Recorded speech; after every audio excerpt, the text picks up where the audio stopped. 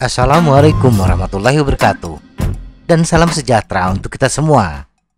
Ada sebagian orang yang tidak bisa mengerti kenapa pesepeda membeli sepeda yang seharga mobil. Apalagi bagi yang tidak menggeluti dunia persepedaan. Sepeda seharga mobil dengan sepeda seharga 5 jutaan ke bawah, bagi mereka penampilan kedua sepeda tersebut tidak ada bedanya.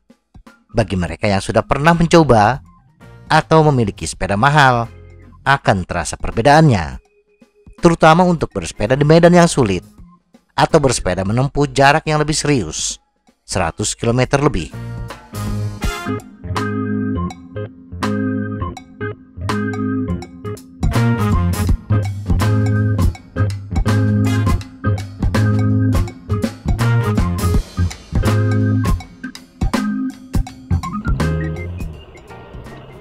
Memiliki sepeda yang mahal 100 jutaan lebih bukan sesuatu hal yang berlebihan.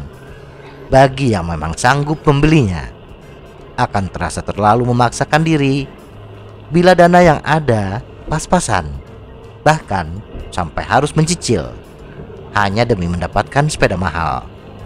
Kembali lagi, sepeda yang ideal adalah sepeda yang memang sesuai dengan kemampuan dan kebutuhan pesepeda.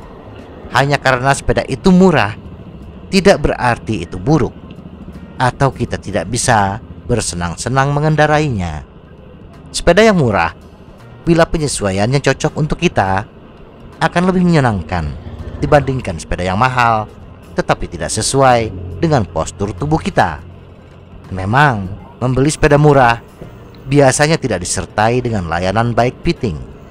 Berbeda dengan sepeda mahal, merek tertentu, toko sepeda biasanya memberikan layanan bike fitting, sehingga sepeda yang kita pilih sesuai dengan postur tubuh kita. Tetapi sebenarnya tidak ada ukuran sepeda yang tepat.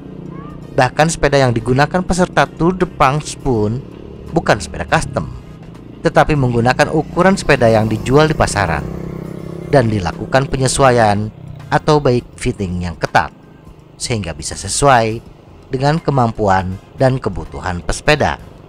Jadi intinya, sepeda mahal atau sepeda murah, bila dilakukan penyesuaian yang baik, akan menghasilkan sepeda yang bagus pula. Demikian juga sebaliknya. Dalam hal ini, sepeda murah hanya kalah mahal. Sepeda mahal rata-rata menggunakan frame berbahan karbon. Sepeda menengah menggunakan bahan aluminium. Sedangkan sepeda level entry biasanya berbahan besi. Mahalnya frame karbon biasanya diimbangi oleh bobot sepeda yang lebih ringan. Kita ambil contoh frame sepeda road bike dari Moso. Frame karbon seri 750 CB bobotnya sekitar 965 gram untuk ukuran 48. Sedangkan frame aluminium seri 710 ARC bobotnya 1520 gram untuk ukuran 49. Selisih 555 gram atau karbon lebih ringan 36,5% dibandingkan aluminium. Untuk road bike, selisih bobot tersebut akan terasa ketika menerabas tanjakan dengan kecepatan tinggi. Dengan power 300 watt, pesepeda tertentu memiliki kecepatan 15,35 km per jam di gradien 7,6%. Dan kecepatannya akan berkurang 0,08 km per jam menjadi 15,27 km per jam ketika berat total naik 500 gram. Perbedaan kecepatan tersebut bila menempuh jalur pegunungan Col de la Croix di etape ke-9 Tour de France 2022 sejauh 8,1 km dengan gradien 7,6%. Sepeda yang lebih berat 500 gram akan tertinggal 8 detik. Sedangkan bagi pesepeda gunung, selisih 1 hingga 2 kg tidak terlalu signifikan. Perbedaan mencolok lainnya adalah grup set yang diterapkan di sepeda. Sepeda mahal biasanya menggunakan grup set tingkat atas.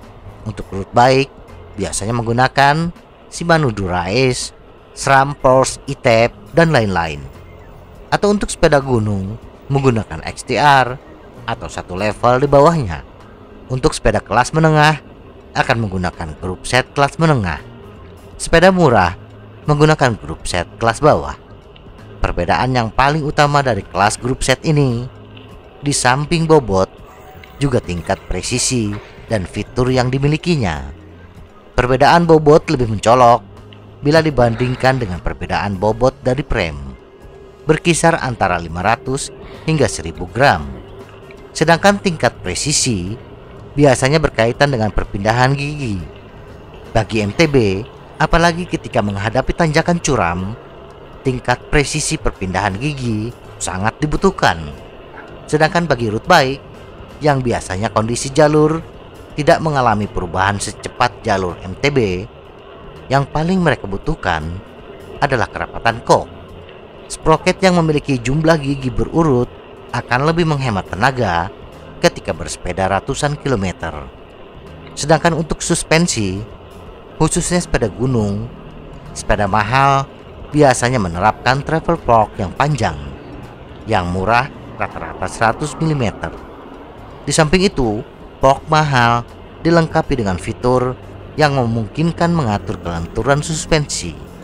Nah, bila kita lihat dari kelebihan sepeda mahal tersebut, sepeda mahal lebih cocok untuk pesepeda antusias dan kompetitif. Mereka yang bersepeda di medan yang sulit sering melakukan lompatan yang cukup tinggi, menjajal tanjakan dengan gradien di atas 15%, atau bersepeda jarak jauh, mengikuti lomba, dan lain-lain. Bagi pesepeda rekreasi yang hanya sekedar keliling kota, tidak pernah melakukan drop yang tinggi, sepeda tidak dipacu di atas 30 km per jam, bila bisa menekan rasa gengsi, sepeda murah minimal menengah sudah mencukupi. Sekali lagi, membeli sepeda mahal bukan berarti pemborosan, bukan berarti tidak berguna. Sepanjang memang ada duitnya, tidak menyusahkan orang tua, apalagi dikejar-kejar debt collector. Dan jangan berkecil hati bila hanya mampu membeli yang murah. Sepanjang pengaturan, baik fitting dilakukan dengan baik, kinerja sepeda tidak terlalu jauh dengan yang mahal. Semoga informasi ini bermanfaat. Tetap sehat. Salam goes.